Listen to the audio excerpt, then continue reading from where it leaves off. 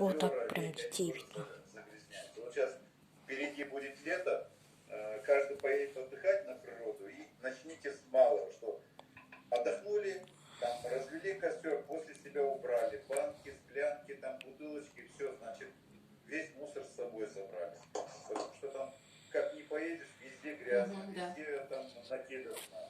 Потом, например, там можно в горах увидеть, прям берут там, вырезают или красят краской. Здесь был Вася. Понимаете, это вот след современного человека. Этого не стоит делать. Вот давайте будем сохранять наши озера и реки, чтобы они были прозрачными. Леса и луга, чтобы наши были зеленые, а воздух всегда был чистый. Вот теперь на фоне меня посмотрите, вот видите, зеленые насаждения. Да, красиво. Вот, каждый, чтобы с сегодняшнего дня посадил маленький цветочек и к лету его вырастил. Хорошо? Хорошо. Да. Ну все, у меня все, спасибо. Ага. Так, хорошо, спасибо.